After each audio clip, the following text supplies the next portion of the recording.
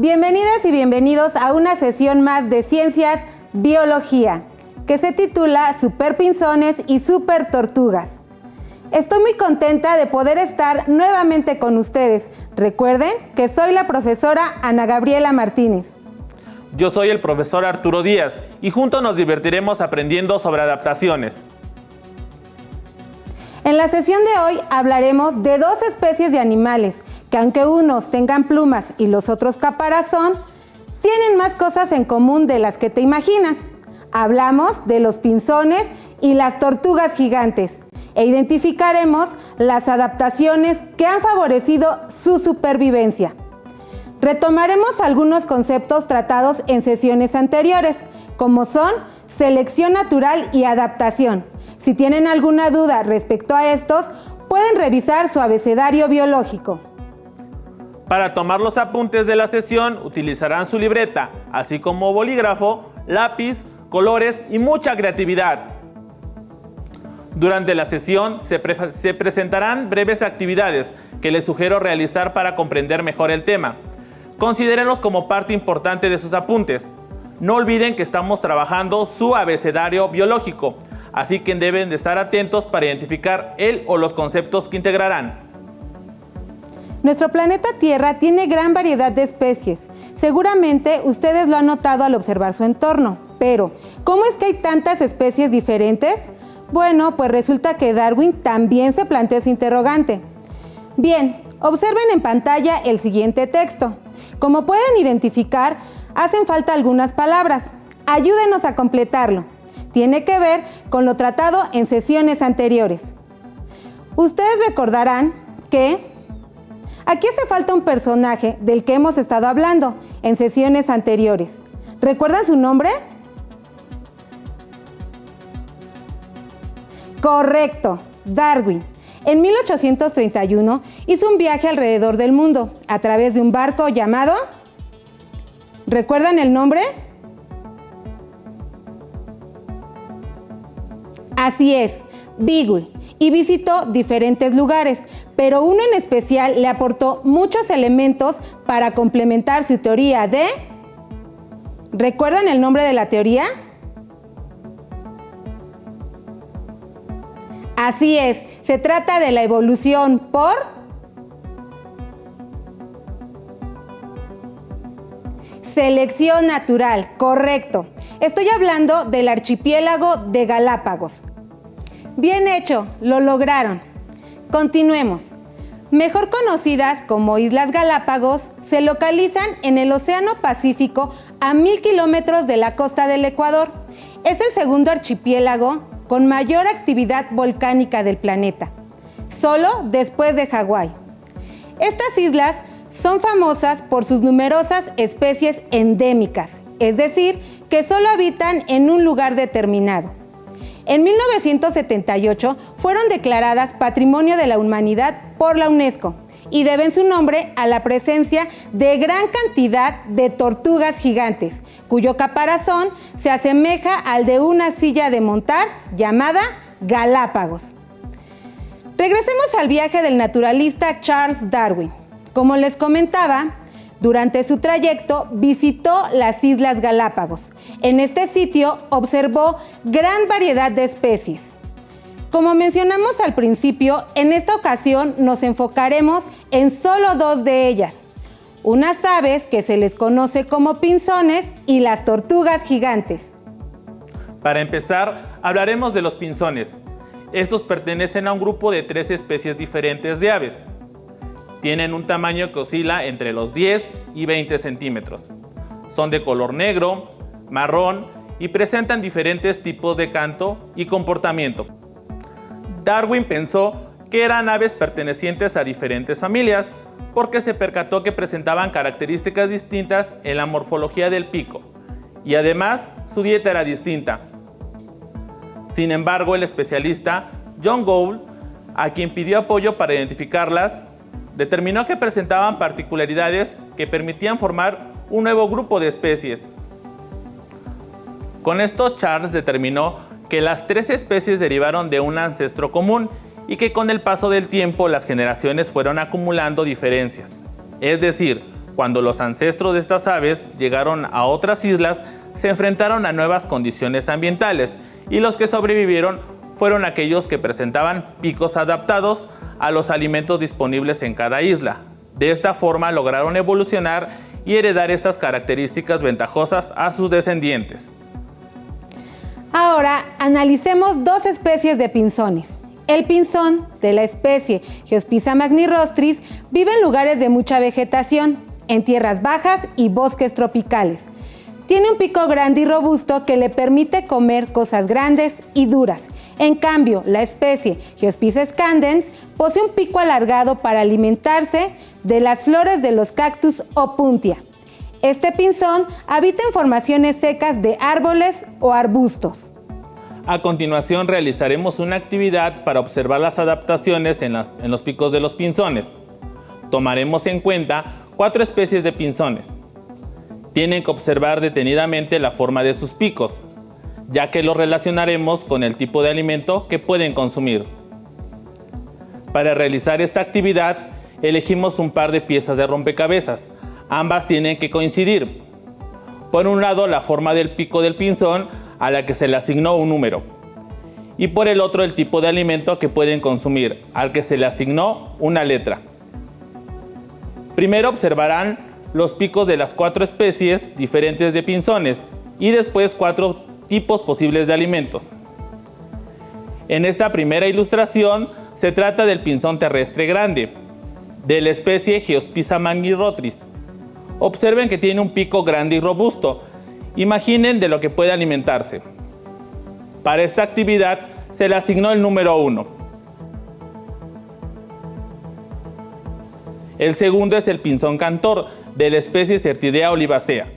Observen que tiene un pico delgado y pequeño. A esta le asignamos el número 2 para identificarlo. En el tercero es el pinzón de cactus común, de la especie Geospiza scandens, con un pico alargado, al que identificaremos con el número 3. Y finalmente el pinzón terrestre mediano, de la especie Geospiza fortis. Observemos que tiene pico pequeño y no muy largo.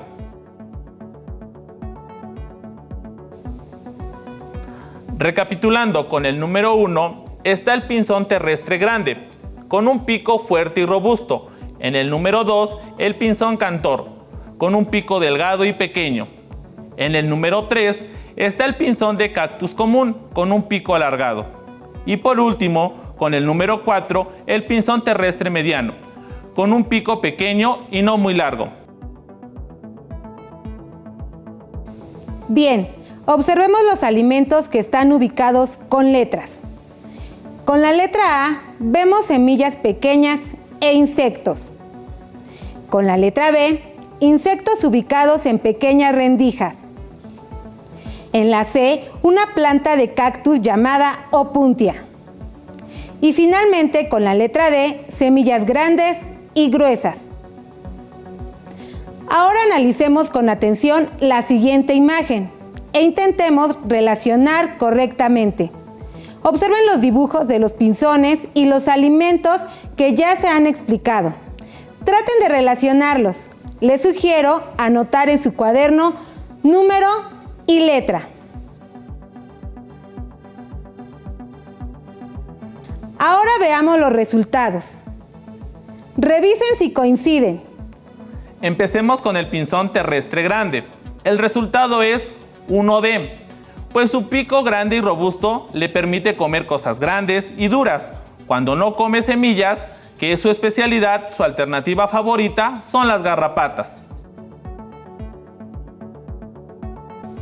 El siguiente es el pinzón cantor. El resultado es 2B, pues tiene un pico delgado y pequeño, que le permite alcanzar y comer insectos que se encuentran en pequeñas hendiduras. El tercero es el pinzón de cactus común, con un resultado de número 3, letra C. Tiene un pico alargado y tal como le indica su nombre, le gusta alimentarse de la pulpa de los cactus Opuntia, como en el dibujo, al igual que de sus semillas. Y por último, pero no menos importante, el pinzón terrestre mediano, con un resultado 4A, con un pico que le permite alimentarse de semillas tiernas e insectos. ¿En cuántos resultados acertaste? Con base en la actividad anterior, les sugiero que anoten y respondan en su libreta las siguientes preguntas. ¿Qué relación hay entre la forma del pico del pinzón y el tipo de alimento que consume? Anoten sus respuestas. ¿Qué pasaría si el pico del pinzón y el alimento no coinciden? Anoten sus respuestas. Como pudiste observar en la actividad, los pinzones con picos más robustos y fuertes pueden romper semillas grandes y los más pequeños comen insectos y semillas tiernas. Lo anterior se logró a través de la selección natural, es decir, solo los individuos mejor adaptados logran sobrevivir y reproducirse, heredando a sus descendientes esas características. Entonces, respecto a lo anterior, podemos destacar que todos los pinzones tienen un ancestro común. Los pinzones aprovecharon las condiciones ambientales y los picos se adaptaron a los tipos de alimento disponible. Hay una relación significativa entre las características morfológicas de sus picos y el ambiente. Recuerden que en la sesión anterior se habló sobre adaptación. Se manejaron las adaptaciones morfológicas, que tienen que ver con los cambios que presentan los organismos en su estructura externa y les permiten confundirse con el medio o contar con estructuras para adaptarse mejor a su entorno. Ahora hablaremos de las tortugas galápagos o tortugas gigantes. Su historia ha sido muy desafortunada porque pasaron a ser de 250,000 ejemplares a 15,000, que es lo que se estima actualmente. Les contaré brevemente lo que sucedió.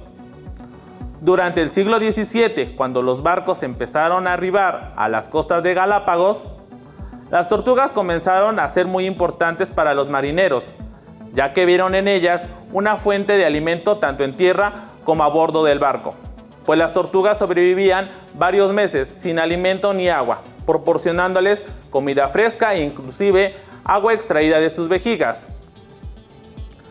Además utilizaban su aceite para las lámparas. Esto fue un factor que disminuyó el número de individuos de las poblaciones de tortugas. Otro factor que contribuyó en la disminución de su población fue el hecho de introducir en su hábitat especies como cerdos, cabras, gatos y ratas que encontraron las condiciones para reproducirse y que se alimentaban de las crías de tortugas.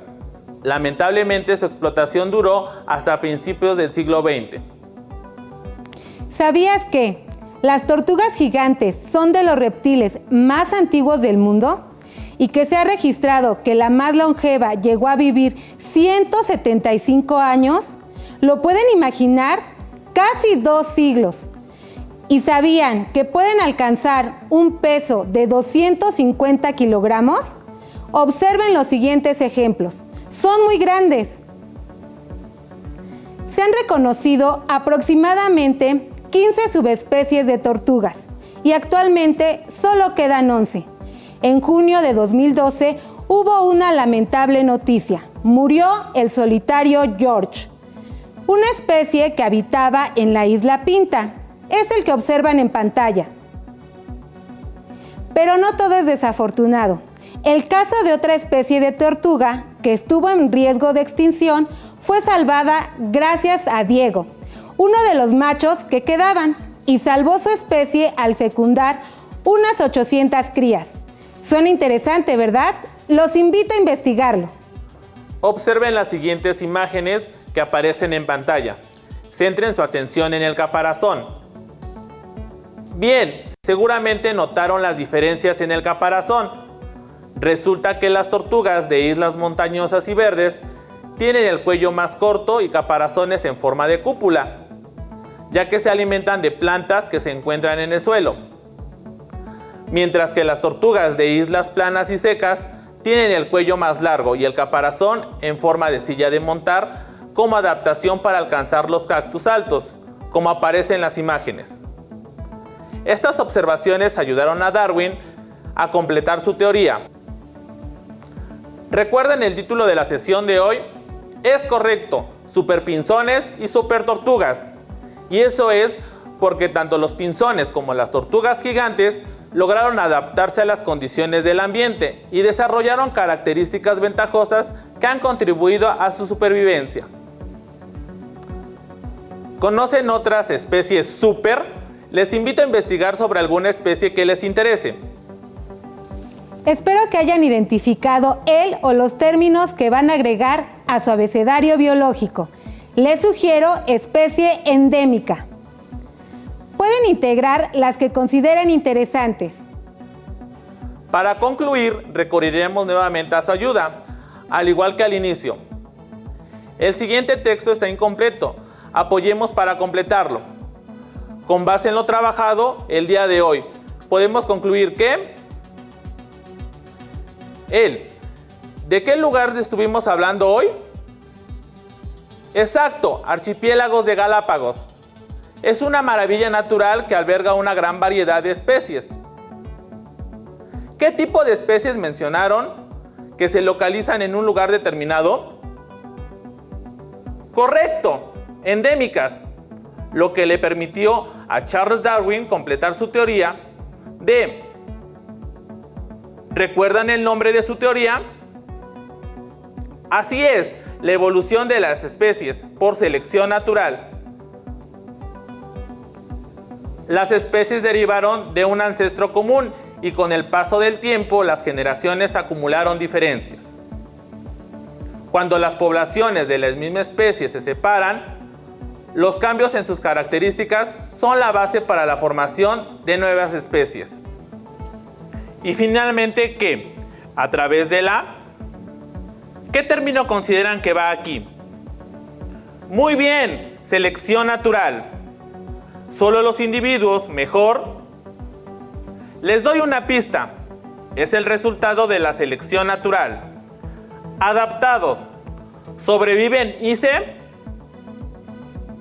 es cuando los individuos logran dejar descendencia. Correcto. Reproducen, dejando descendientes con características similares. Si la misma no es ventajosa, los individuos mueren. Gracias por su apoyo. Debido a que constantemente la ciencia se renueva, los invitamos a escuchar un fragmento del libro Biología, la vida en la Tierra con fisiología, de Audesir y Byers. El subtítulo que leeremos es La humanidad promueve la evolución a gran velocidad. Yo voy por tu libro, profesor. Muchas gracias, maestra.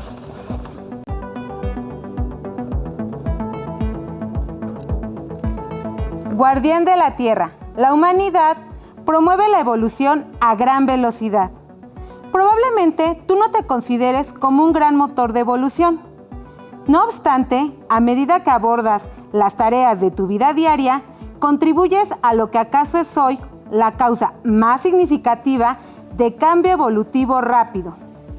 La actividad humana ha cambiado enormemente los ambientes de la Tierra, y cuando los ambientes cambian, las poblaciones se adaptan o perecen. La lógica biológica de la selección natural, explicada tan claramente por Darwin, dice que el cambio ambiental conduce inevitablemente al cambio evolutivo. Por tanto, al cambiar el medio ambiente, los seres humanos se convirtieron en un gran agente de selección natural. Por desgracia, muchos de los cambios evolutivos causados por las personas resultan ser malas noticias para la humanidad. El uso indiscriminado de pesticidas selecciona plagas resistentes que frustran los esfuerzos para proteger las fuentes de alimentos. Al tomar antibióticos u otros medicamentos en exceso, se seleccionaron supergérmenes resistentes y enfermedades que cada vez son más difíciles de tratar.